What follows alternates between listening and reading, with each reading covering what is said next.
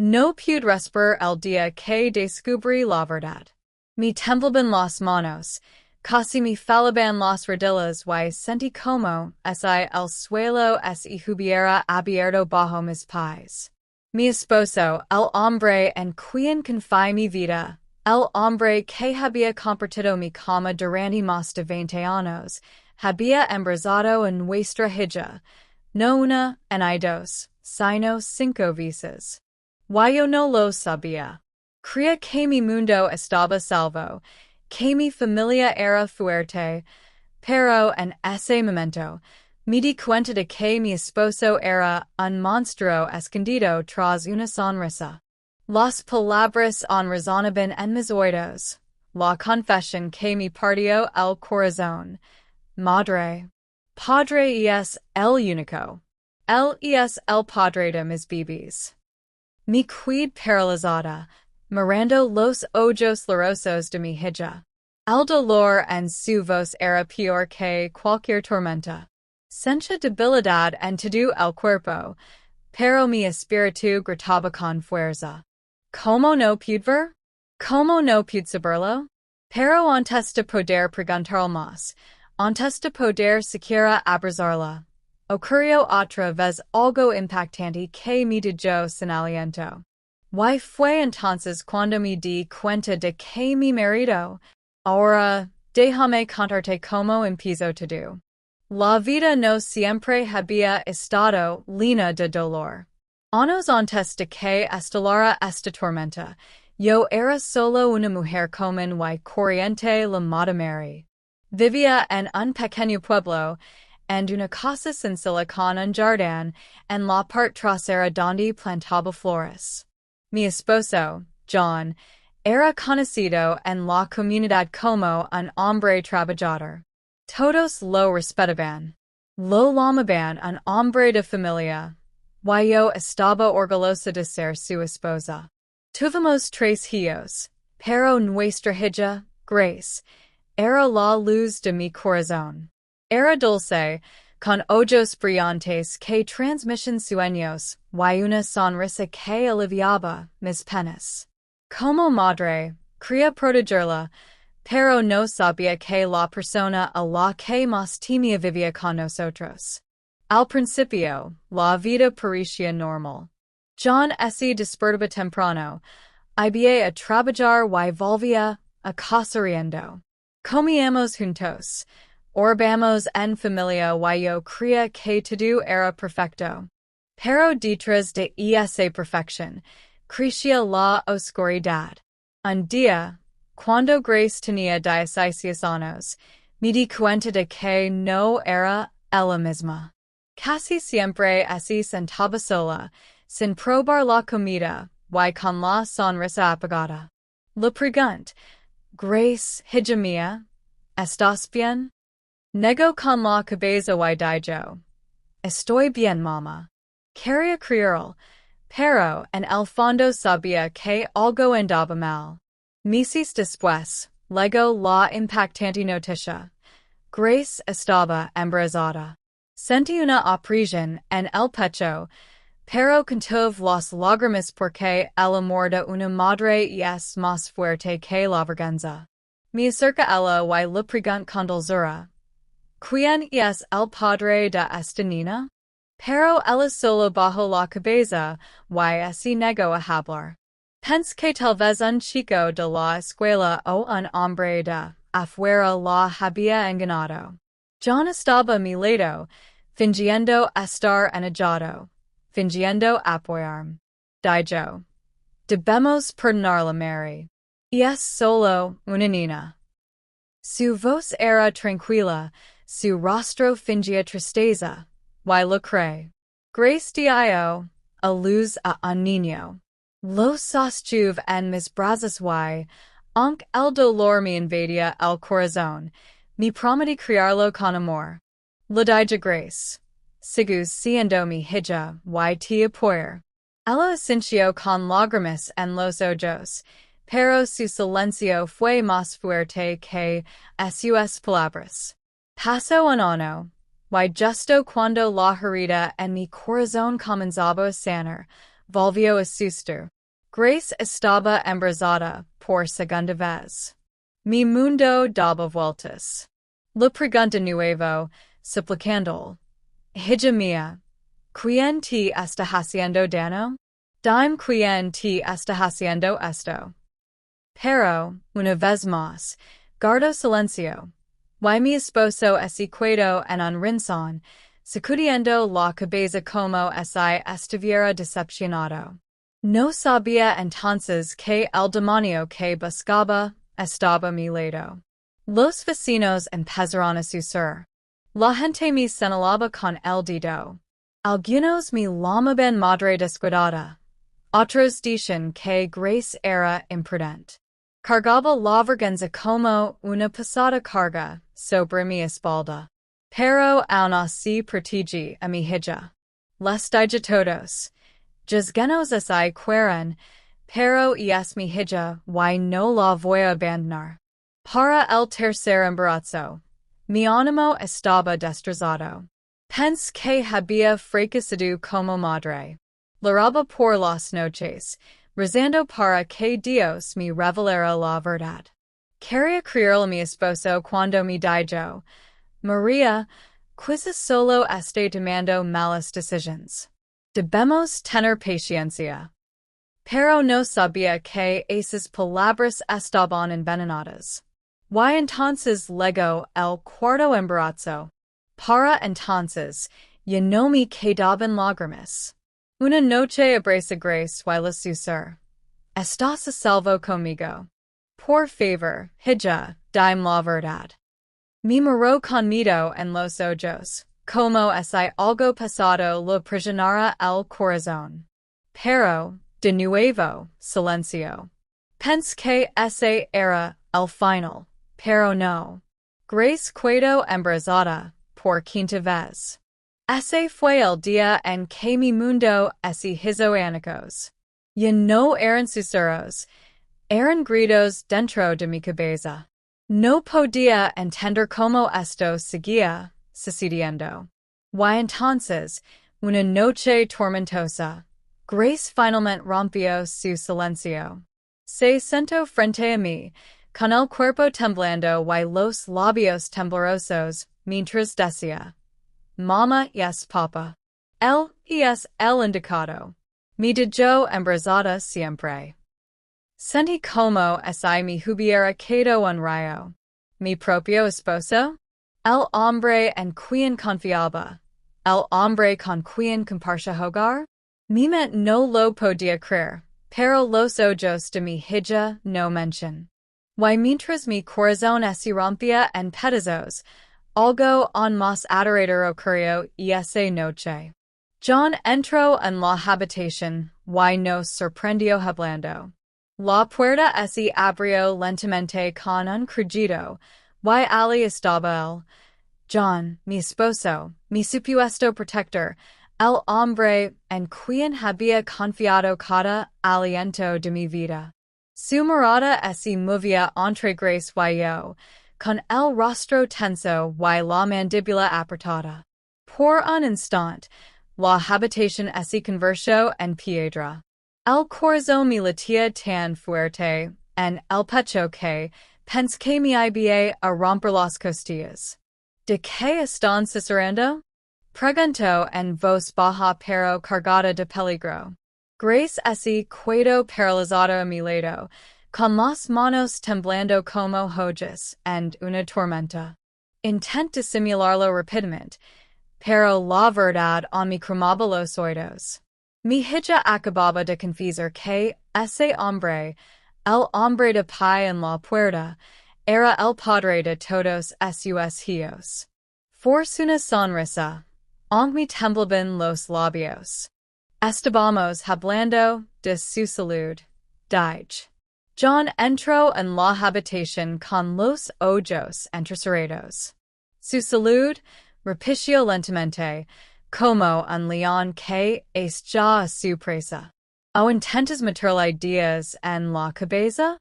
Los ojos de Grace se abrieron de par en par, asustados. Miró al suelo, en silencio. Mi mente daba vueltas. Si sospechaba que Grace había dicho la verdad, no sabía que haría. Esa noche fue el comienzo de mi despedida. Después de que John salió de la habitación, me volví hacia Grace y le susurré. Hija mía, debemos tener cuidado. Pero te prometo que te proteger. Las lágrimas resbalaron por sus mejillas mientras ella, pero en el fondo, sabía que la protección no sería fácil. A la mañana siguiente, John actuó como si nada hubiera pasado. Me saludó con una sonrisa forzada. Me besó en la frente y así fue a trabajar. Para el mundo exterior, seguía siendo el esposo amoroso y el padre trabajador. Pero para mí, esa sonrisa se había convertido en una máscara de maldad. Empecé a notar cosas que antes había ignorado. La forma en que Grace evitaba estar sola en casa cuando él estaba presente. La forma en que se estremecía cada vez que él alzaba la voz. La forma en que sus ojos se posaban en ella más tiempo del que debería tener un padre. Una noche, después de acostar a los niños pequeños, encontré a Grace sentada al borde de su cama, con la mirada perdida en la pared. Me senté a su lado y le tomé la mano con ternura. Grace, susurré, ¿cuánto tiempo lleva sucediendo esto? Sus labios temblaron, y finalmente, las palabras salieron como cristales rotos. Desde los 13 años. La habitación me dio vueltas. 13? Eso significaba que todos estos años, mientras yo creía que estaba salvo, él había estado destruyendo su infancia. Se me revolvió el estómago y sentí ganas de vomitar. ¿Por qué no me lo dijiste antes?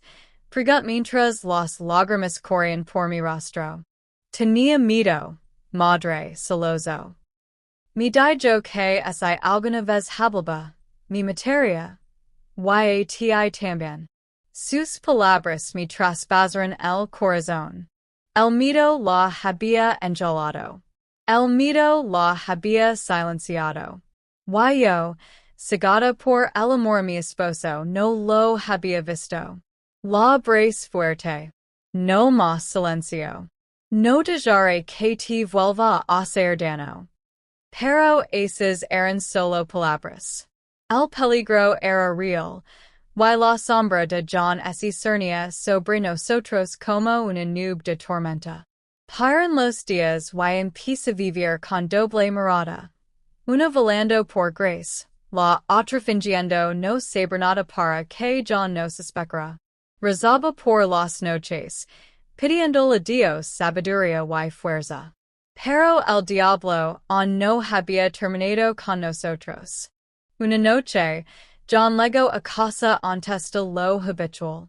Tenía la cara enrojecida y la voz más cortante que nunca. Mary, dijo con firmeza, siento que me ocultas algo. Se me subió el corazón a la garganta. ¿Qué quieres decir? Pregunté, fingiendo calma. Se acercó, con los ojos encendidos. No juegues conmigo. Grace ha estado actuando de forma extraña. Tú has estado actuando de forma extraña. ¿Qué escondes? Grace entró en la habitación en ese momento, pálida. Sus ojos la clavaron como dagas. ¿Eres tú? Ladro. ¿Qué mientras lo has estado contando a tu madre?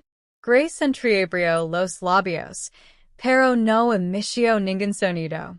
Negó con la cabeza. Rápidamente. Nada, padre. Nada. La interrumpí rápidamente. No ha dicho nada. Solo está cansada. Nada más. John nos miró a ambos con sospecha, y luego salió furioso de la casa, azotando la puerta tan fuerte que las paredes temblaron. Grace y yo nos miramos. Sup entonces que no podíamos seguir viviendo así. Al día siguiente, fui a ver mi amiga de la infancia, Sara. Era una mujer sabia, y aunque había guardado silencio durante tanto tiempo, sentí que podía confiar en ella. Nos sentamos bajo el árbol de mango en su terreno, y rompí a llorar mientras le contaba todo lo que Grace me había confesado. Sara jadeó, tapándose la boca. María, esto es una maldad. No puedes guardar este secreto. Debes desenmascararlo. Pero Sara susurró, y nos hace daño. Y lo niega todo. La comunidad lo respeta muchísimo. ¿Quién nos va a creer?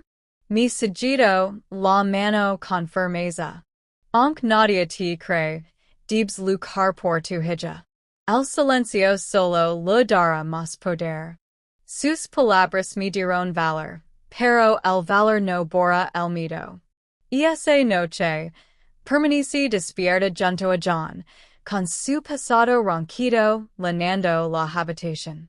Miré el techo, con el corazón dividido entre el miedo y la ira. ¿Cómo podría dormir junto a un hombre que había destruido la vida de mi hija? Sabía que algo tenía que cambiar. A la mañana siguiente, comencé a reunir pruebas. Lo observé atentamente. Observe sus movimientos, como acrolaba a Grace cuando creía que no lo vea. Me mantuve alerta, negándome a dejar a Grace sola con él. Pero era astuto. Una noche, mientras estaba en la cocina, oí el llanto ahogado de Grace desde su habitación. Dejé caer la olla en mi mano y corrí con el corazón latiendo con fuerza. Empujé la puerta para abrirla y me quedé congelado. Allí estaba John, mi esposo, de pie junto a nuestra hija, con sus manos agarrando sus muñecas mientras ella gritaba pidiendo ayuda. Great, mi voz rompiendo el silencio de la noche. John, detente.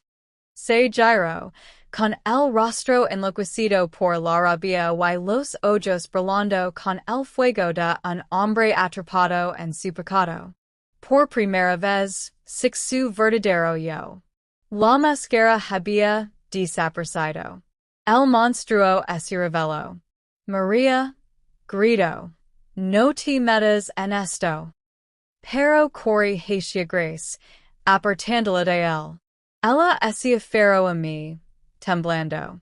Mi corazón ardía de furia. No volverás a tocarla, grité. El rostro de John se contrajo y, por un instante, pensé que me golpearía. Pero entonces retrocedió, agitando el pecho. El silencio que siguió fue pesado, roto solo por los sollozos de Grace. Y entonces, con voz fría y cortante, John dijo, si alguna vez vuelves a intentar interponer en mi camino, Mary, te arrepentirás. Abracé a Grace con más fuerza, pero por dentro, mi miedo crecía. Por fin había mostrado su verdadera cara. Ya no era solo un monstruo secreto. Ahora era una amenaza para ambos. Esa noche, me di cuenta de que el silencio ya no era una opción. Si me quedaba callada, nos destruiría a ambos. Pero antes de poder hacer mi siguiente movimiento, algo impactante ocurrió a la mañana siguiente. Me desperté y encontré a John sentado en la mesa con un machete en sus manos, afilándolo lentamente, y con los ojos fijos en mí. Y luego dijo con voz tranquila y escalofriante, María, hoy tenemos que hablar de lealtad. La luz de la mañana se filtraba tenuemente en la cocina, pero el aire se sentía oscuro, pesado y sofocante. John estaba sentado a la mesa de madera, con un machete en las manos, arrastrando la hoja contra una piedra de afilar. El sonido era agudo y frío, rasgando el silencio de la casa.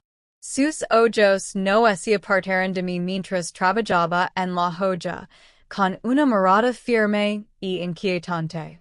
María, dijo lentamente, con voz tranquila pero fría. El deber de una esposa es ser leal a su marido. Mi quid paralizada cerca de la puerta, con el corazón latiendo con fuerza. Grace seguía dormida en su habitación, ayuna al peligro que flotaba en el aire. Me temblaban las manos y intent aferrarme al courage que Sarah me había dado el otro día. Yo soy leal, John, balbucí, esforzándome por sonar firme. Sonrió con suficiencia, volviendo a pesar la joya por la piedra. Lealtad significa no traicionarme. Significa no cuestionarme. Significa no intentar poner a mi propia hija en mi contra. Sentí una opresión en el pecho. Él lo sabía. Había sospechado, quizá incluso oído algo. Tragué saliva con dificultad, intentando disimular el miedo, pero él lo notaba en mis ojos. Te lo estás imaginando, dije en voz baja. Nadie está en tu contra. John rió entre dientes con sarcasmo. Sé cuando la gente oculta cosas. ¿Crees que soy estúpido? Levanto el machete, lo sostuvo a contraluz y inspeccionó su filo. Esta casa, esta familia, me pertenece. Y quien intent destruirla lo pagará caro. Apriet los puños, rezando en silencio para tener fuerzas. Pense en Grace, en sus pequeños hijos, en los años que había sufrido en silencio. Supo entonces que este hombre era capaz de cualquier cosa. El machete no era solo un adorno, era una amenaza, una advertencia. Vi a despedir a Grace, ordinó de repente. Necesito hablar con ella también. Se me encogió el corazón. No podía permitirlo. Está descansando, dije rápidamente. Estuvo enferma anoche. Déjala dormir. Entrecerró los ojos. Durante un instante largo y adorador, me miró fijamente como si decidiera atacar. Finalmente, dejó caer el machete sobre la mesa. El sonido resonó como un trueno. No pongas a prueba mi paciencia, María. Me di la vuelta y corría la habitación de Grace, con la mente acelerada. La desperté con suavidad, susurrando. Grace, debemos irnos de esta casa. Ya. Sus ojos se abrieron de golpe, de miedo. ¿Qué pasó? Tu padre tiene un machete. Quiero hablar contigo. No podemos quedarnos. Las manos de Grace temblaban al incorporarse. ¿A dónde iremos? Por Sarah, dije con firmeza. Ella nos ayudará. No podemos quedarnos aquí, una noche más. Pero antes de que pudiéramos movernos, se acercaron unos pasos pesados. El suelo crujió al ver la sombra de John leanar el pasillo. Estaba de pie en la puerta, bloqueando la salida con su alta figura. ¿Vas a algún lado? Preguntó con voz fría. Grace jadeó, y me agarró el brazo. John entró lentamente en la habitación, con el machete brillando en la mano. Verás, Mary, no me gustan los secretos. Y no me gusta la traición. Así que hoy lo aclaramos todo. Me coloqué frente a Grace, protegiéndola con mi cuerpo. Me temblaba la voz, pero me obliga a hablar. John, por favor, es tu hija. Déjala en paz. Sus ojos se oscurecieron y, por primera vez, levantó ligeramente el machete. Casi me paró el corazón. No se trata de que si mi hija, susurró. Se trata de que si mía. Grace gimió detrás de mí. casi me falaron las rodillas, pero mi mantuve firme. Silo haces dano, tendrás que matarme primero. Nos miremos fijamente, al cargado de tensión. Su pecho subía y bajaba de aire. Por un instant adorador, pensé que me azotaría con ese machete. Pero entonces, lo bajó lentamente, con una sonrisa cruel en sus labios. Eres una mujer valiente, Mary, dijo. Pero la valencia puede hacer que te maten. Se dio la vuelta y se alejó. Sus pasos resonaron en el pasillo, dejando atrás un silencio lleno de pavor. Grace rompió a sollozar, hundiendo su rostro en mi pecho. La abracé fuerte y la susurré. No podemos quedarnos en un día más. Esta noche, salimos corriendo. Y esa noche, mientras John iba a una reunión comunitaria, preparé rápidamente una pequeña bolsa con algo de ropa y comida. Grace lavaba a su hijo menor la espalda mientras los dos mayores la sujetaban de la mano.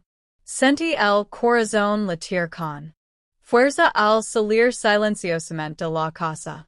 La noche era oscura, el viento frío. Cada sombra parecía la figura de John. Cualquier sonido nos sobresaltaba. Pero seguimos adelante, apresurándonos hacia la casa de Sarah. Cuando llegamos, Sarah nos recibió con los brazos abiertos. Me abrazó fuerte, con el rostro lleno de preocupación. Lo hiciste bien, Mary. Aquí estás a salvo. Pero sabía que la seguridad era solo temporal. John nos buscaría.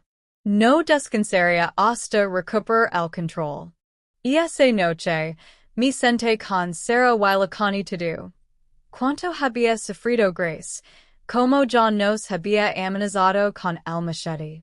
Las lágrimas corrían por el rostro de Sarah mientras escuchaba. No puedes volver, dijo con firmeza. Debes denunciarlo. ¿Denunciarlo? Sí, con el miedo apoderándose de mí. Nos matará ese entera. Sarah negó con la cabeza. El silencio es lo que le dio poder todos estos años. Y es hora de romperlo. Debes luchar por Grace. Debes luchar por la justicia. Mira mi hija, durmiendo en la estera con sus hijos, pálida y cansada.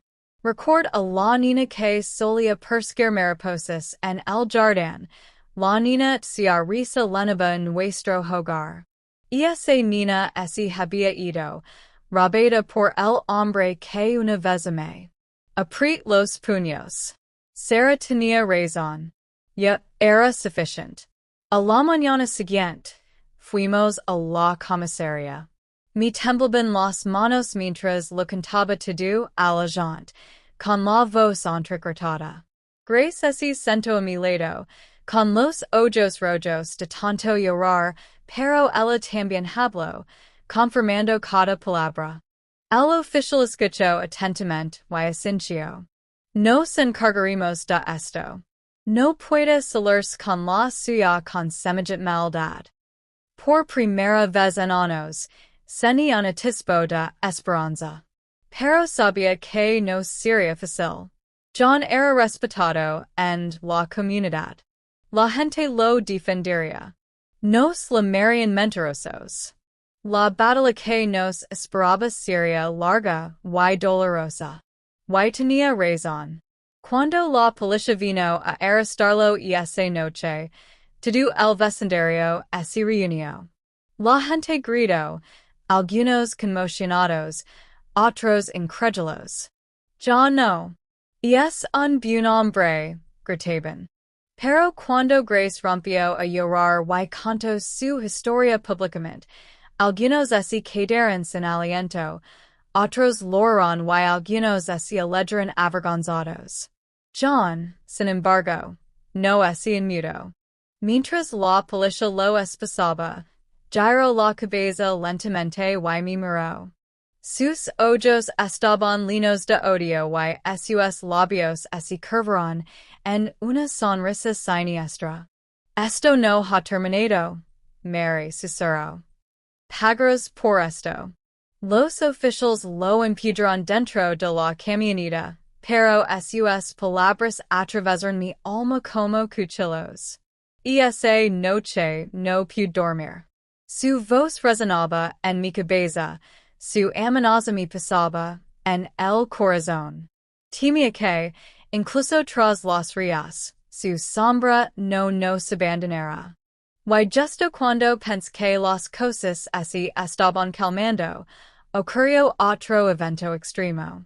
2 días después, mientras aún estábamos en casa de Sara, nos despertamos y encontramos la puerta del complejo abierta de par en par, y en el suelo, clavado en la tierra, estaba el mismo machete que John había afilado, con una nota atada a él.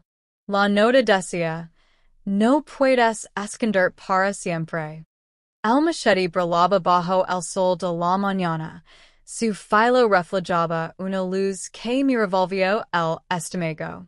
La nota atada ondía con la brisa, pero las palabras eran claras y inquietantes.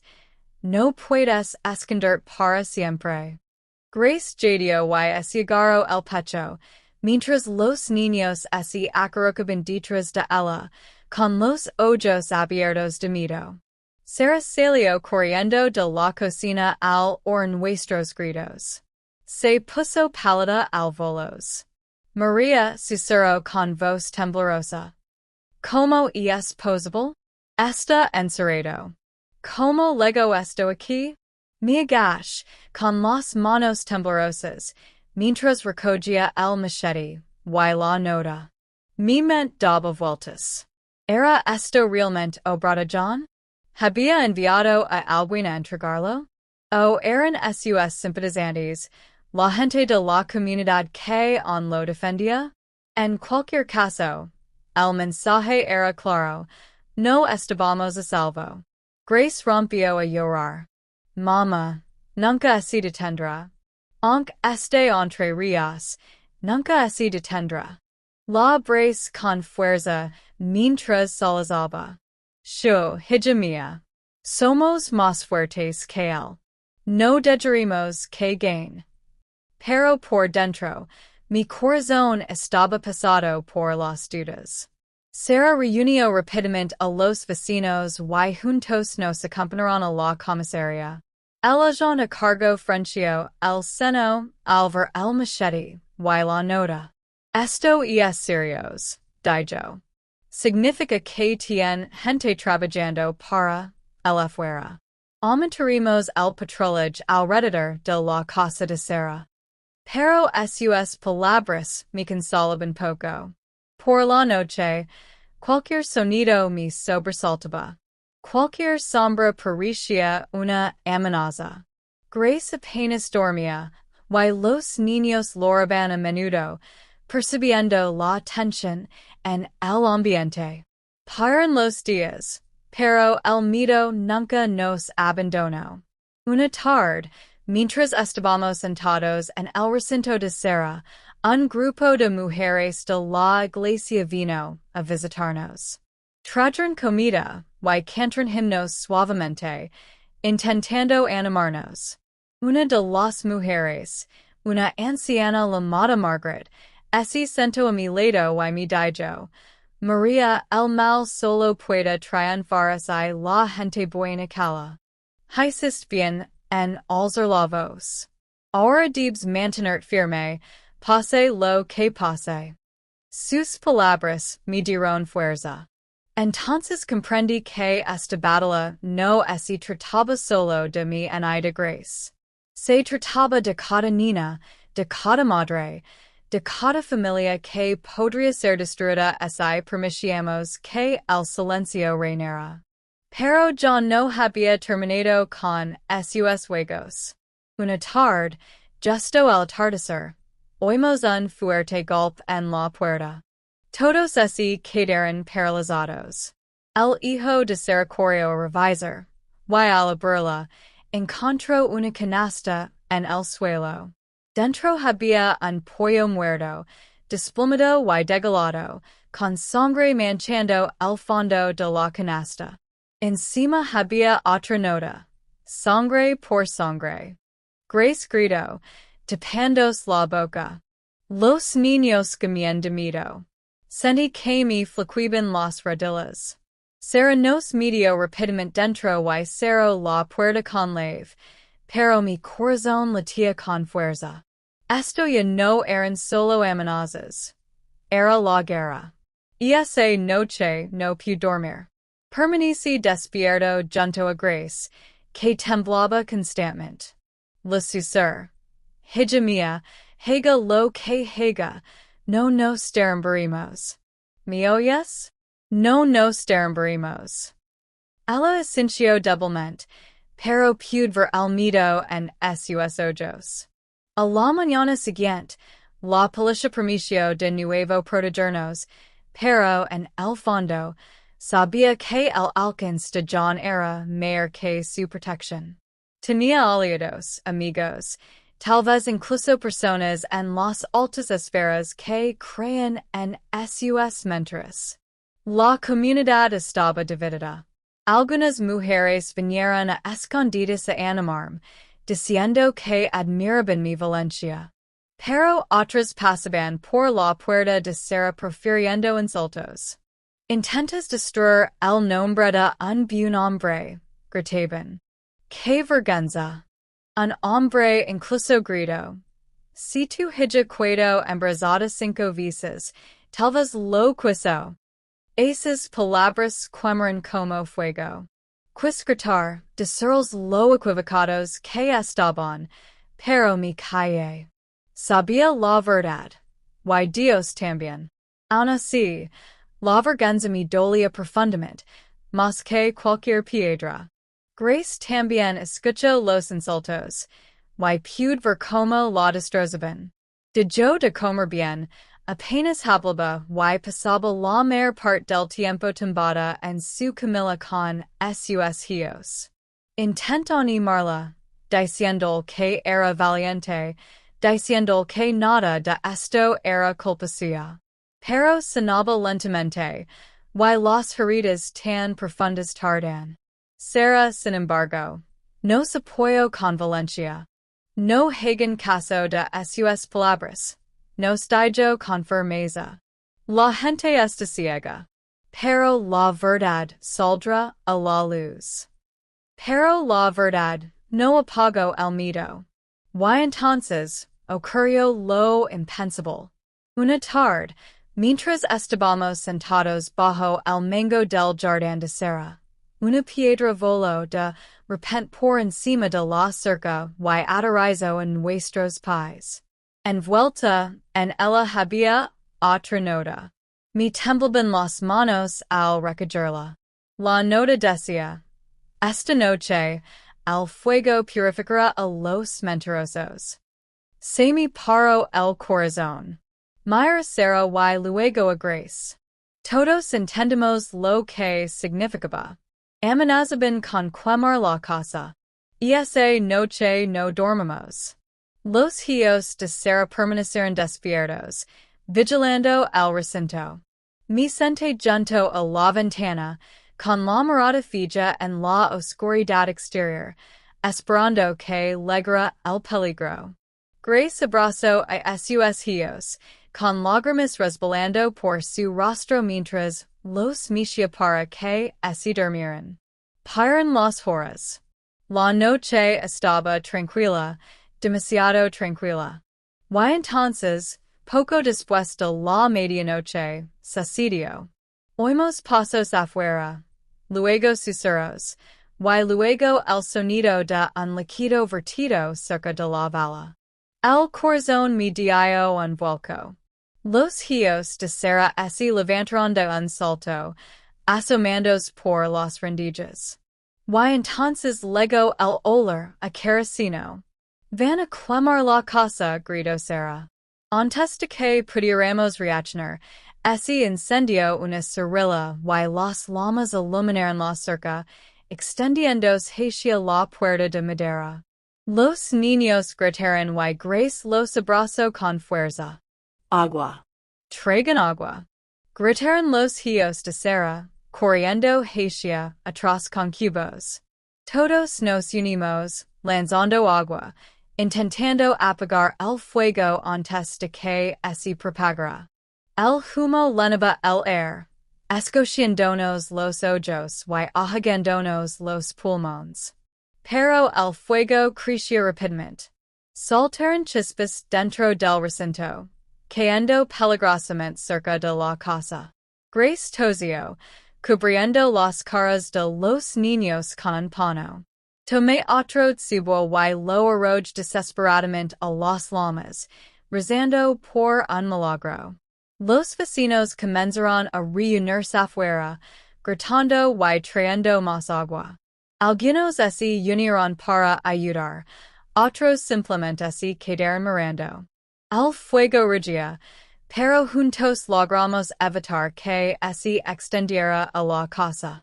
Aun así, la puerta y parte de la cerca estaban ennegrecidas y carbonizadas, y el olor a humo impregnaba la noche. Cuando las llamas finalmente se apagaron, me desplomé en el suelo, temblando y con el pecho agitado. Grace estaba sentada cerca, sollozando desconsoladamente mientras los niños se aferraban a ella. Sarah nos abrazó, con la cara cubierta de sudor y ceniza. No podemos quedarnos aquí más, susurró. Nos mataron y nos quedamos. Las lágrimas corrían por mi rostro. ¿A dónde podemos ir? ¿Dónde estaremos a salvo? Pero antes de que pudiera responder, una voz fuerte resonó desde la oscuridad más allá de la puerta. Era profundo, familiar y aterrador. María, ¿crees que puedes ir de mí? Me quedé paralizada. Grace jadeó, palideciendo. Los niños se aferraron más a ella. Era Juan. Se suponía que debía estar en prisión, pero de alguna manera, era libre y nos había encontrado. El cuerpo de Grace cayó al suelo con un golpe sordo que estremeció a Mary hasta los huesos. Los labios de la niña temblaban mientras intentaba respirar, pero su pecho subía y bajaba de forma irregular, como se ahogara en el aire. Mary gritó tan fuerte que los vecinos pudieron haber oído. Grace, Grace, por favor. No me dejes ahora. John estaba de pie en la puerta, con las manos apretadas contra el marco, el rostro pálido como un fantasma. Abrió la boca, pero no pronunció palabra alguna. Por primera vez en años, el hombre que siempre había hablado con autoridad parecía un niño asustado en medio de una tormenta. Mary se arrodilló y levantó la cabeza de Grace hasta su regazo, con lágrimas corriendo por su rostro. Quédate conmigo, mi niña, quédate conmigo, susurró frenéticamente. Los ojos de Grace se abrieron un instante y luego se cerraron. John por fin recuperó la voz. Necesitamos un médico. Ya. Pero María se volvió hacia él con una mirada ardiente. No te atrevas a tocarla. Ni te acerques. Tú eres la razón de que esté así. John se quedó congelado, la culpa escrita en sus manos temblorosas. Mary gritó pidiendo ayuda, con la voz quebrada. Una vecina, la S.R.A. Collins, oyó el grito y entró corriendo por la puerta trasera. Al ver Grace allí tendida, pálida y sin vida, jadeó y salió corriendo gritando que alguien trajera a la enfermera del pueblo. En cuestión de minutos, dos hombres fuertes llevaron a Grace a la pequeña clínica a las afueras del pueblo. Mary sostuvo la mano de su hija durante todo el camino, rezando en voz baja. Por favor, Dios, no me la quites también. he perdido demasiado. En la clínica, la enfermera acostó a Grace en una cama estrecha. Le tomó el pulso y le dio un medicamento para calmarla. Esta en shock profundo, dijo la enfermera en voz baja. Algo la ha estado carcomiendo por dentro. Necesita tiempo, cuidados, y que salga la verdad. Esas palabras le traspasaron el pecho a Mary. Sabía que la verdad era veneno, pero el silencio era un veneno peor. Comprendió que ocultar lo que John había hecho solo destruiría aún más a Grace. Paran horas antes de que Grace volviera a abrir los ojos. Miró a su alrededor débilmente, luego a su madre, luego a John, que estaba sentado en un rincón de la habitación, con la cara entre las palmas de las manos. Yo pensé que iba a morir, susurró Grace débilmente. Mary la abrazó fuerte, llorando en su cabello. Ahora estás a salvo, mi amor. No dejaré que te vuelva a hacer daño. John levantó la cabeza, con los ojos enrojecidos. Mary, por favor. No me dejes fuera. Necesito explicarte. Pero el rostro de Mary se endureció. ¿Explicar? Dijiste embarazada a nuestra hija 5 veces. Destruís su inocencia. Y ahora quieres explicar. Su voz hizo temblar las paredes de la clínica. La enfermera se aclaró la garganta, inquieta por la tormenta en la habitación. Creo que necesita descansar. Por favor, levance su lucha afuera. Mary se puso de pie y encaró a John, en el pasillo. Su voz era gelada. Desde hoy no significas nada para mí. Nada. Pero John no había terminado. La agarró del brazo, con desesperación en el tono. Mary, escucha. No entiendes por qué lo hice. Los ojos de Mary se abrieron de par en par con asco. ¿Por qué lo hiciste? No hay ninguna razón, John. Ninguna razón en este mundo puede justificar lo que has hecho. John negó con la cabeza con furia. Hay más que no sabes. Grace no es. Se detuvo de repente, mordiéndose el labio. Su mirada se movía de un lado a otro como si hubiera dicho demasiado. Mary entrecerró los ojos. ¿Qué escondes ahora? Habla. John dio un paso atrás, con el pecho hinchado. Si te lo digo, lo destruiré todo. Pero si no lo hago, nunca me lo perdonarás. Mary lo agarró del cuello de la camisa. La rabia lo ardía en las venas. Ya lo destruirás todo. Dime la verdad ahora.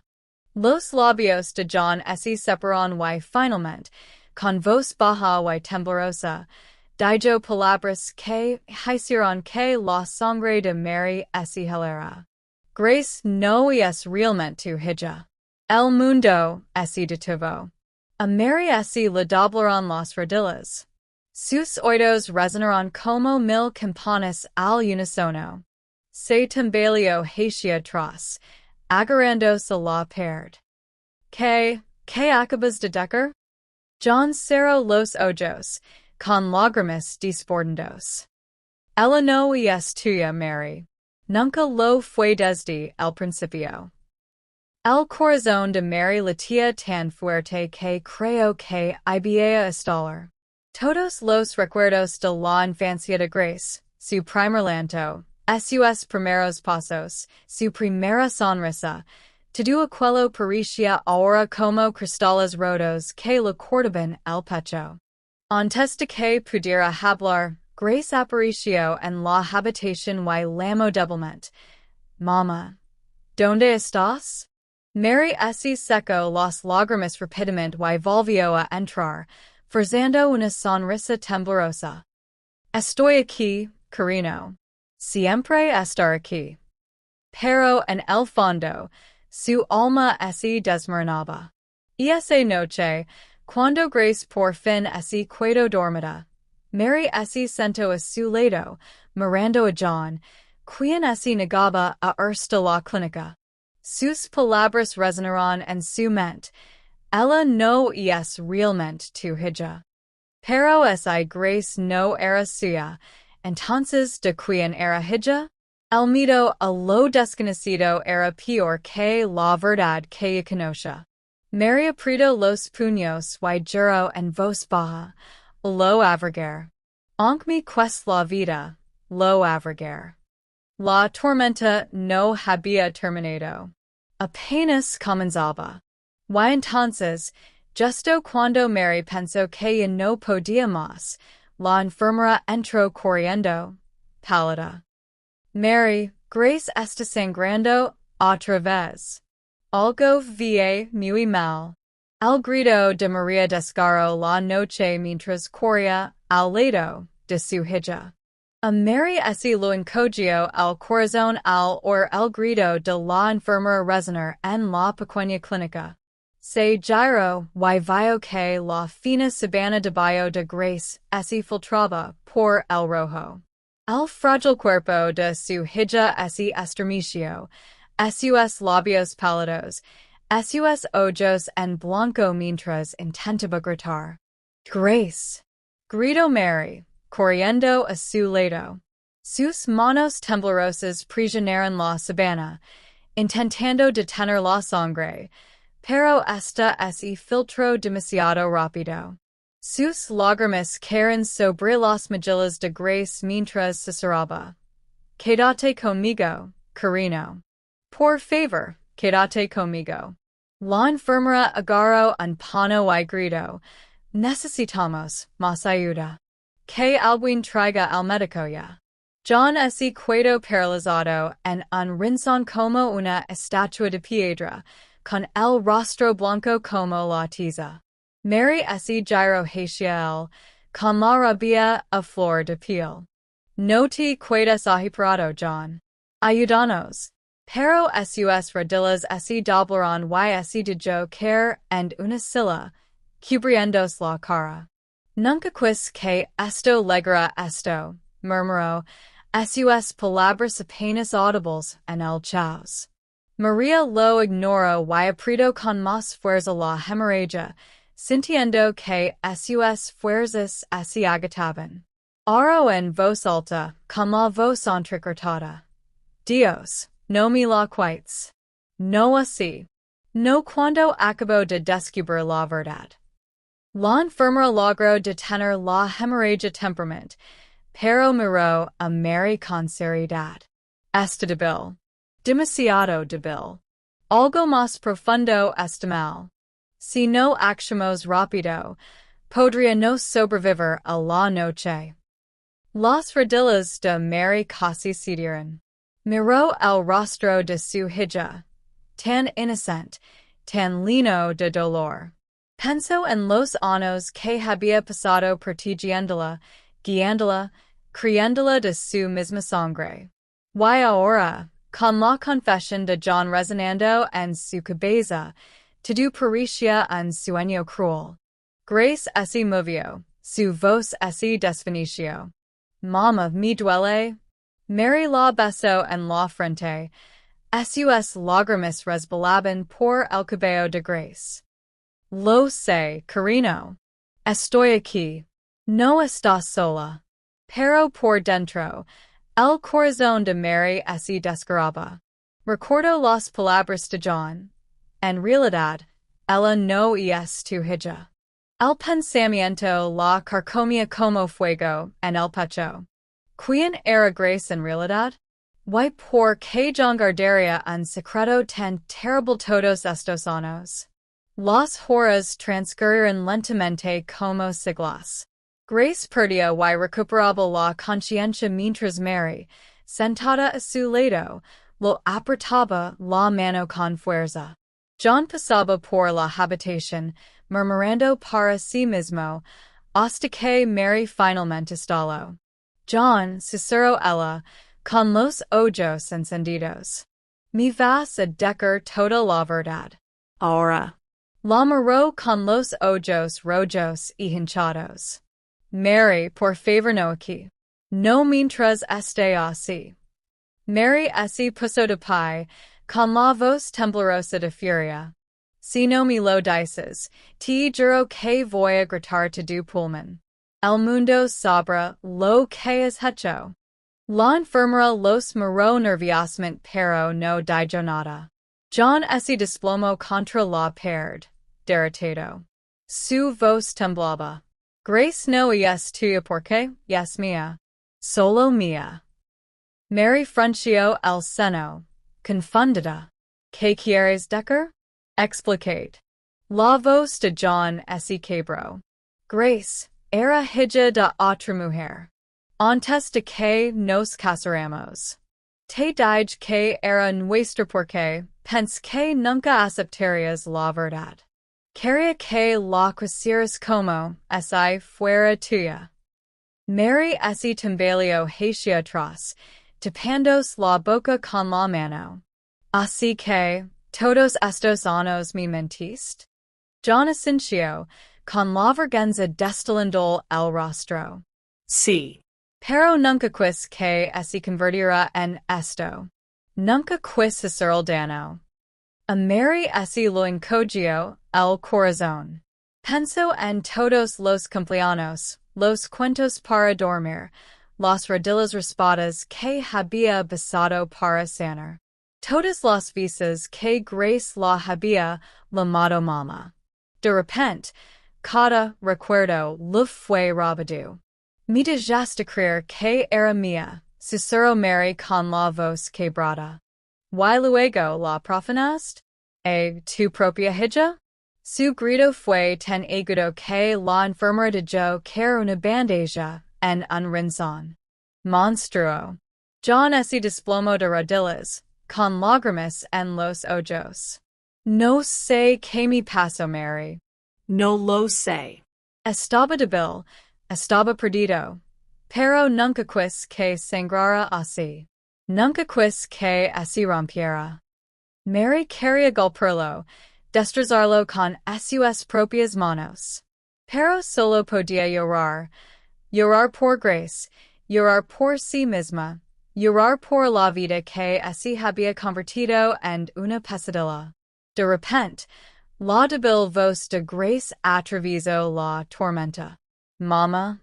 María corrió a su lado. Sí, cariño, estoy aquí.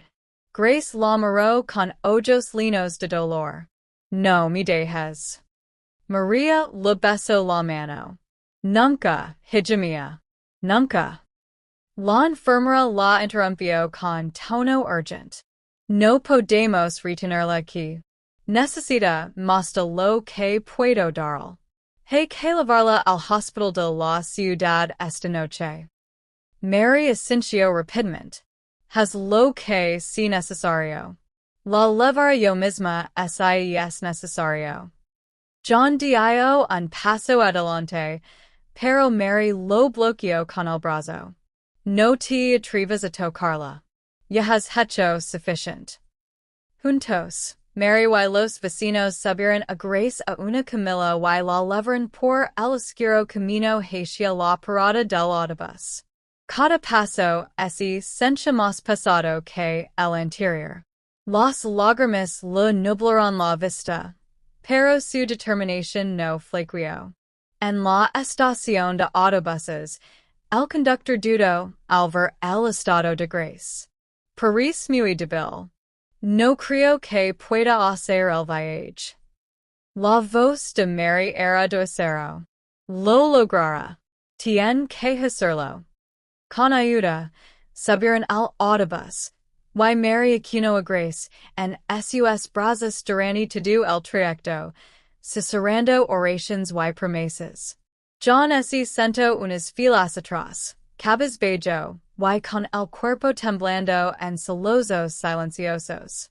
Las luces de la ciudad finalmente aparecieron en el horizonte.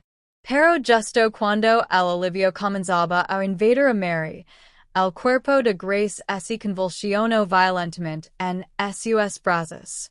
Sus ojos esse pusieron en blanco, y la sangre le goteaba de la boca. Mary gritó tan fuerte que todo el autobús esse quedó paralizado. Grace. No, no, no. El conductor del autobús frenó de golpe y los pasajeros gritaron de pánico. El mundo de Mary esse sumió en la oscuridad mientras sostenía el cuerpo tembloroso de su hija. Grace no estaba respirando. El autobús esse sacudió cuando el conductor frenó bruscamente. Los pasajeros gritaron, algunos esse taparon la boca con las manos en estado de shock, mientras que otros gritaban, no respira. Que alguien haga algo. Mary abrazó a Grace con más fuerza. Sus gritos desgarraban la noche. No. No. No me la araban. A mi bibi no. Sacudió los hombres de su hija, intentando despertarla, pero la cabeza de Grace rodó flácida hacia un lado, con el pecho terriblemente quieto. Mi avance. Déjenme pasar. Gritó un hombre desde atrás. Se abalanzó, abriéndose paso entre los pasajeros asustados. Se arrodilló junto a Mary y se presentó rápidamente. Soy estudiante de medicina. Déjenme intentarlo. María, desesperada y temblorosa, asintió. Por favor, salvenla. El joven recostó a Grace en el suelo del autobús, lo eco la cabeza hacia atrás y empezó a presionar el pecho rítmicamente. 1, 2, 3, respira, canto. Lo hizo el boca a boca y volvió a presionar. Vamos, chica. No te rindas. Mary se arrodilló junto a ellos, sosteniendo la mano de Grace, susurrando oraciones. Por favor, Dios, devuelve la vida. No dejes que me abandone. Así no. Los pasajeros contenían la respiración, con la mirada fija en la escena. Incluso John, paralizado en la parte trasera, se aferraba al asiento delantero, moviendo los labios en silencio. Quiso correr hacia adelante, pero la mirada de advertencia de Mary lo mantuvo clavado donde estaba. De repente, Grace se sobresaltó y tosió violentamente. Un chorro de sangre y saliva le brotó de la boca. Mary lloró de horror y alivio. Está viva. Está viva. El autobús estalló en jadios y gritos. Algunos pasajeros aplaudieron, otros susurraron oraciones. El estudiante de medicina se secó la frente, le temblaban las manos. Todavía no está fuera de peligro. Necesita hospitalización urgente. Chauffeur adelante. Gritó Mary. No te detengas por nada. El autobús volvió a la vida rugiendo, a toda velocidad en la noche. Mary abrazó a Grace con fuerza contra su pecho, susurrando. Iris fuerte, mi amor. No me dejaras. Lucharé por ti. Pero los ojos de Grace se abrieron débilmente y susurró con voz temblorosa. Mama, no crees todo lo que dice papa. Mary se quedó paralizada, con la sangre helada. Se apartó para mirar el rostro pálido de Grace. ¿Qué quieres decir, cariño? ¿Qué es lo que no sé? Grace tosió de nuevo, con los labios manchados de sangre. Intentó hablar, pero le fallaron las fuerzas.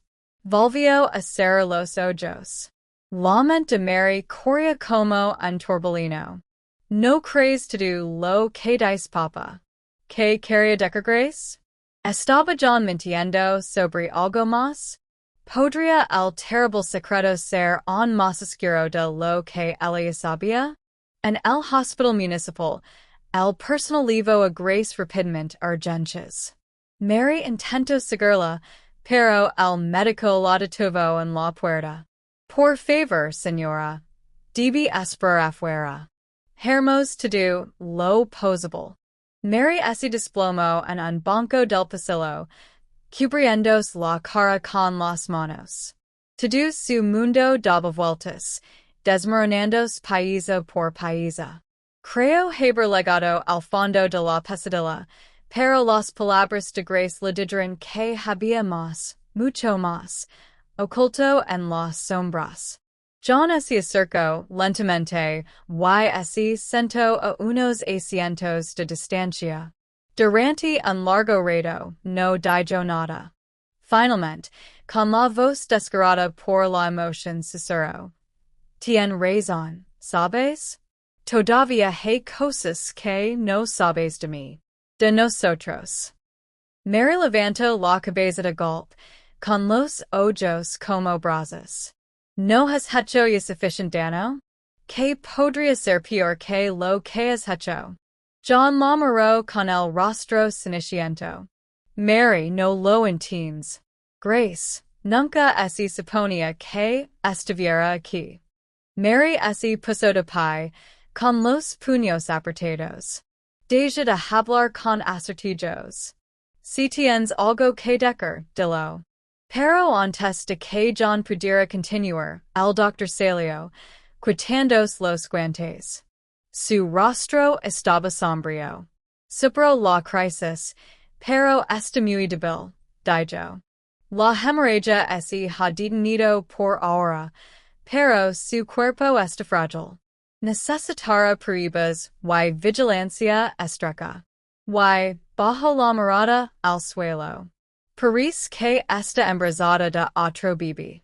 Mary se quedó boquiabierta, temblando por completo. Otra, jadeó, agarrándose el pecho. No, otra vez no. El pasillo giró y ella cayó hacia atrás contra la pared, deslizándose hacia abajo, en estado de shock.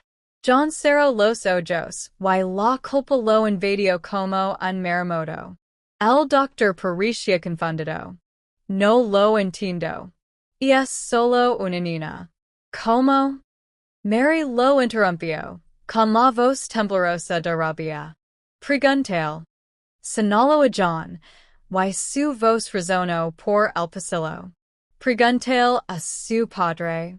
Él es quien lo hizo esto. El médico abrió los ojos de par en par, horrorizado. ¿Su padre? Se quedó boquiabierto. Señor, ¿y es cierto?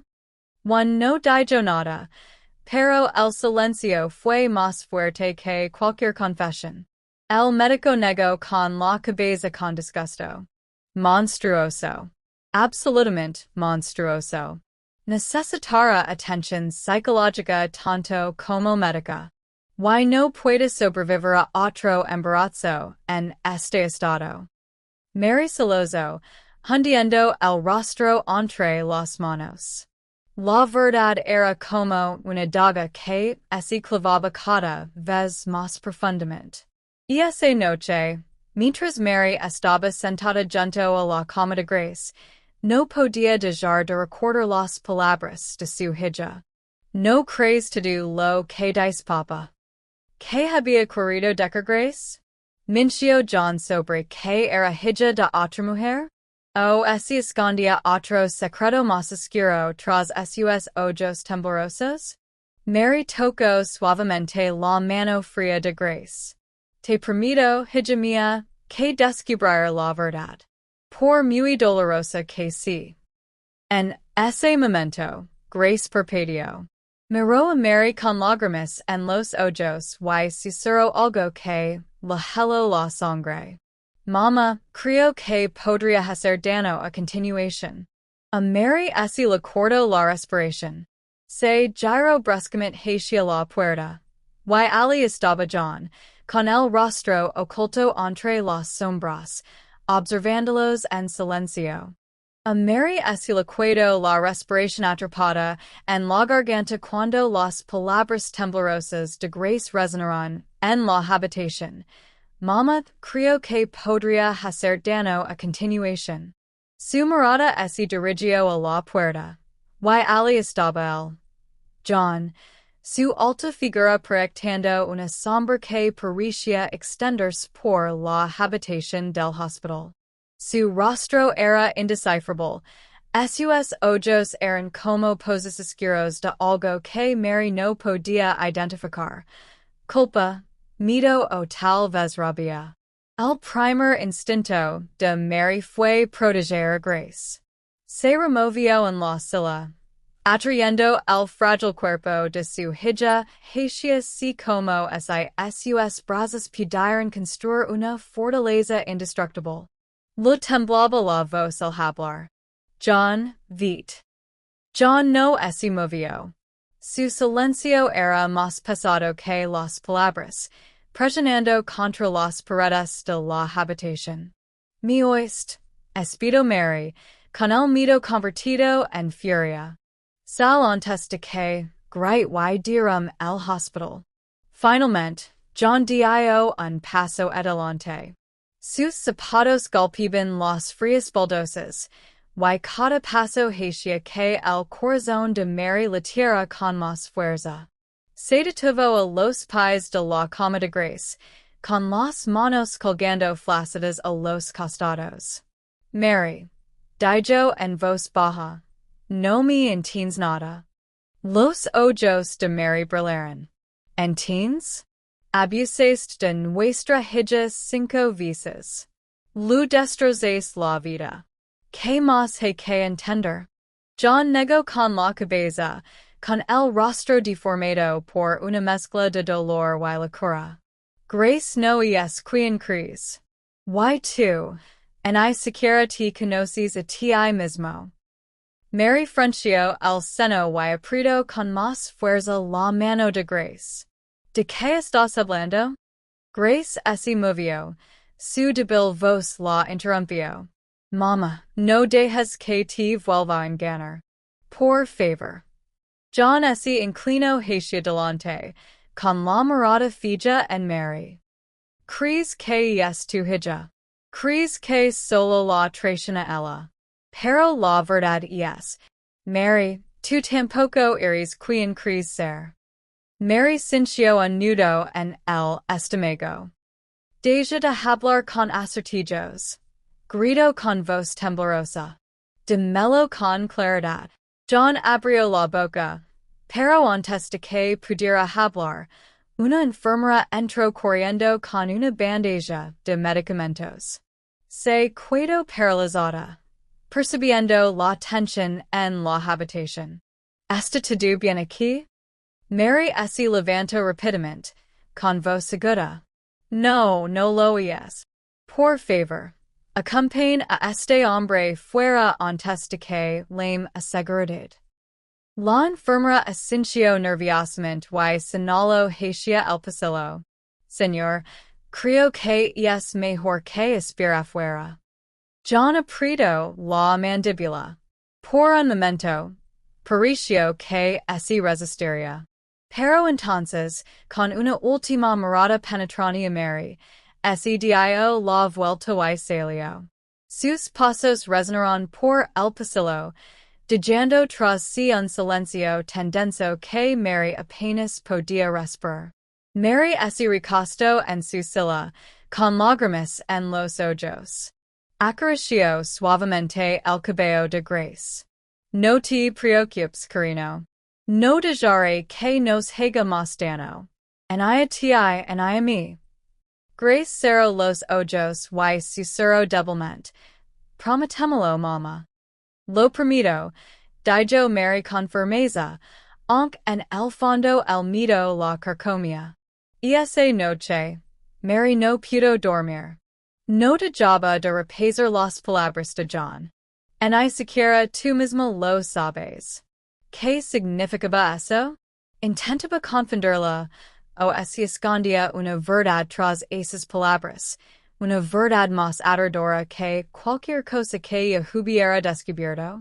Alrededor de la medianoche, Mary fue a la capilla del hospital, una pequeña habitación tenuamente iluminada al fondo del edificio. Se arrodilló en el banco de madera y oró con la voz entrecortada. Dios, yo no sé qué es real. Todo lo que crea ese ha hecho añicos. Por favor, muéstrame la verdad. Protege a mi hija. Protegeme. Mientras ese secaba las lágrimas, la puerta crujó. Se giró, y ese quedó paralizada. John estaba de nuevo de pie en la puerta. Mary se levantó rápidamente, con el corazón acelerado. ¿Qué haces aquí? ¿Cómo entraste? John avanzó lentamente, sosteniendo algo en la mano. Mary entrecerró los ojos y vio que era una fotografía, vieja y desgastada por los bordes. La colocó en el banco frente a ella. Mira, dijo simplemente. Mary dudó un momento, y luego cogió la foto. Se le cortó la respiración. Era la foto de un bebé envuelto en una manta de hospital, pero el rostro que la miraba era, sin duda, el de Grace. Escritas en el reverso con tinta descolorada, unas palabras que lo hicieron temblar las rodillas a Mary. Bebé de John y Margaret. Margaret? Susurró Mary, con la cabeza dando vueltas. Miró a John. ¿Quién es Margaret? Los labios de John temblaron. Margaret era tu hermana. Mary se tambaleó hacia atrás, y la foto se le resbaló de las manos. No, no, eso es imposible. Mi hermana murió a los 16 años. John asintió con tristeza. Y antes de morir, dio a luz. A Grace. El mundo de Mary se tambaleó. Su corazón latía con fuerza. ¿Estás diciendo que? Grace no es mi hija, sino la hija de mi hermana. El silencio de John fue la confirmación de que ella no quería. Mary negó con la cabeza con fuerza. No. Estás mintiendo. Debes estar mintiendo. John se acercó, con la voz baja y quebrada. Lo juro, Mary. Margaret dio a luz a Grace, y cuando murió, yo me hice cargo de ella. Te dije que era nuestra porque no soportaba decir la verdad. Estabas demasiado frágil, demasiado rota tras perder a tus padres. Pensé que criar a Grace como tuya te sanaría. El pecho de Mary se agitaba como si no pudiera respirar. Toda su vida, la maternidad que había adosado, el vínculo que creía inquebrantable, ahora parecía una broma cruel. Deberías habermelo dicho, susurró, entre lágrimas. Deberías haberme dicho la verdad. El rostro de John se endureció. Lo sé. Pero no lo hice. Y ahora todo está arruinado. Mary lo fulminó con la mirada, y la furia sustituyó la sorpresa. ¿Arruinado? No solo lo arruinaste, John. Lo destruiste. La destruiste a ella, y me destruiste a mí. Su voz se alzó hasta hacer temblar las paredes de la capilla. ¿Cómo pudiste hacer eso al hijo de Margaret? ¿Cómo pudiste hacer eso a Grace? John bajó la cabeza, con lágrimas derramándose. ¿Por qué era débil?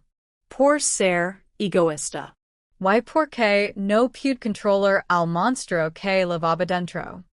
A Mary se lo revolvió el estómago.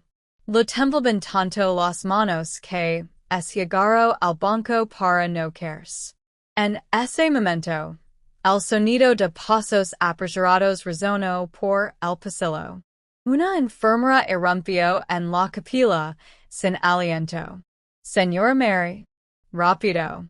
Su hija está convulsionando otra vez. La necesitamos ya. El grito de Mary salió de su garganta. Empujó a John y corrió por el pasillo. Sus pies golpiban las baldosas, su corazón latía con fuerza de miedo. Al entrar en la habitación, Grace temblaba violentamente en la cama, con los ojos en blanco. Los médicos la rodeaban, gritando instructions. María corrió junto a la cama, agarrando la mano de su hija. Grace, quédate conmigo, mi amor. Por favor. Pero la voz de Grace así quebró en un susurro, apenas audible en el caos. Mama, no dejes que así me acerque otra vez. Por favor. Y entonces su cuerpo así relajó. El monitor cardíaco emitió un pitido largo y penetrante. Mary así congeló. Su grito llenó el hospital mientras los médicos corrían alrededor del cuerpo sin vida de Grace. En el momento en que llegó la policía con esposas y medio allana la fuerza en su camioneta, pensé que mi pesadilla por fin había terminado. Los vecinos llenaban la calle, susurrando, señalando y negando con la cabeza con incredulidad. Algunos me miraban con lástima, otros con asco, como si hubiera sido parte de la maldad de John desde el principio. Grace se aferró a mi mano, temblando, con la mirada fija en un rostro tras otro. Mama, susurró, y la gente nunca nos perdona. Se me encogió el corazón al no tener respuesta. Solo pude abrazarla fuerte, permitiendo en silencio que la protegería pase lo que para. Pero justo cuando pensaba que la paz había llegado mi equivoco. Al día siguiente, la policía volvió a llamar a mi puerta. Pensé que venían a informarme sobre los cargos contra John. En cambio, el agente me soltó una bomba. Tenemos motivos para creer que su esposo formaba parte de un grupo más grande, y las investigaciones siguen en caso. Señora, su familia podría estar en peligro. Me temblaban las piernas. ¿Qué quiere decir? Pregunt. El agente me explicó que los actos oscuros de John tenían conexiones con personas poderosas, hombres que podrían perseguirnos para silenciar la verdad. Y esa noche no pude dormir. Camin por la habitación, escuchando cada crujido, cada ladrido de perro, cada susurro de una joya afuera. Grace dormía, pero noté que su sueño no era tranquilo. Así retorcia y daba vueltas, a veces murmurando de miedo. Me quedé despierto, cuidándola como un soldado, preguntándome si esos hombres poderosos atacarían. Paran los días, y la gente nos trataba como si fuéramos portadores de una enfermedad. En el mercado, las mujeres que antes me saludaban con cariño ahora susurraban a mis espaldas. Los niños se apartaban de Grace cuando pasaba. Esa es la niña con los bebés de su padre, y declaró una mujer. La vergüenza la atravesaba más profundamente. Los ojos de Grace se llenaron de lágrimas, pero mantuvo la cabeza en alto. No conoce mi dolor, mamá, susurró. Déjalos hablar. Quería consolarla, pero por dentro me desmoronaba. Me preguntaba una y otra vez, ¿cómo no antes la maldad de John? ¿Cómo permití que este monstruo viviera bajo mi techo tanto tiempo? La culpa era pasada. Me oprimía como una piedra. Una tarde, Grace se encerró en su habitación. Paran las horas y no hay nada. El pánico me invadió. Golpeé la puerta. Grace. Por favor, abra. Finalmente, abrió y me quedé paralizada. Tenía una cuerda en la mano y las lágrimas le corrían por la cara. Me flaquearon las rodillas. Mamá, celoso, quizás ese muero, la gente deje de señalarte. Quizás por fin tengas paz. Mi grito razono por toda la casa cuando lo arrebate la cuerda, y la abrace con fuerza. No vuelvas a dejar eso. Grite. No eres una maldición, Grace. Eres mi hija, mi razón para seguir respirando. No me dejes nunca. Lo ramos juntas un largo rato, con las lágrimas empapándonos los hombres. Por un tiempo, las cosas así cambiaron. Pensé que tal vez, solo tal vez, lo peor ya había pasado. Pero entonces, otra tormenta así desató. Una noche, recibí una llamada de un número desconocido. Una voz masculina y grave dijo: ¿Crees que meter a John en la cárcel acaba con esto? No sabes con quién estás tratando. Si no te callas, tú y tu hija lo pagarán. Mi corazón latía con fuerza. ¿Quién eres? Pregunt, pero la línea así corto. Me temblaban tanto las manos que casi así me si el teléfono. Sabía que no era una broma. Era real. Al día siguiente, alguien lanzó una piedra a través de nuestra ventana con una nota. Calate la boca o la nina muer. Grace gritó y la acerca mí, temblando. Mi hogar seguro así había convertido en un campo de batalla.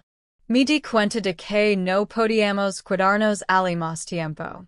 Empecé algo de ropa, dinero y documentos, y luego llevé Grace a casa de mi hermana en otro pueblo. Pero incluso allí, la paz no duró. Un coche negro empezó a aparcar afuera, al mismo que había visto una vez cerca de mi casa antes del arresto de John. Voló mi hello la sangre. Una noche, mientras Grace y yo nos acostábamos a dormir en casa de mi hermana, un fuerte golpe resonó en la puerta. Alguien intentaba entrar. Mi hermana corrió a nuestra habitación, susurrando: Ya están aquí. Corre la parte atrás. Casi así me para el corazón. Agarramos nuestras cosas, y fuimos en la oscuridad, con el sonido de pasos pesados persiguiéndonos. Grace así tambaleó, pero la levant, negándome a soltarla. Corrimos por el sendero detrás de la casa, con las espinas desgarrándonos la piel y el miedo ardiendo en el pecho. Los hombres gritaban, sus voces se extendían por el aire nocturno. Al llegar al final del sendero, unas luces destellaron ante nosotros. Una furgoneta frenó bruscamente y las puertas se abrieron de golpe. Y para mi horror, allí de pie, en las sombras, saliendo de la camioneta, estaba el propio John, libre de la cárcel, con una sonrisa malvada en su rostro. A veces, las traiciones más profundas provienen de las personas en quienes más confiamos. Esta historia no trata solo de dolor, sino de la fortaleza de una madre y una hija que negaron a ser quebrantadas por el mal. Nos recuerda que el silencio solo protege al abusador, nunca a la víctima. Si ves señales de abuso, alza la voz. Si te sientes atrapado, busca ayuda. Y cargas con las cicatrices del pasado, recuerda esto. No estás solo y tu historia puede ser la luz que salva a alguien más. Gracias por verme escuchar. Si esta historia te conmovió, no olvides darle me gusta, compartirlo y suscribir para ver más historias sinceras y emotivas. Hasta la próxima. Mantente fuerte, cuide y nunca dejes que nadie silencie tu verdad.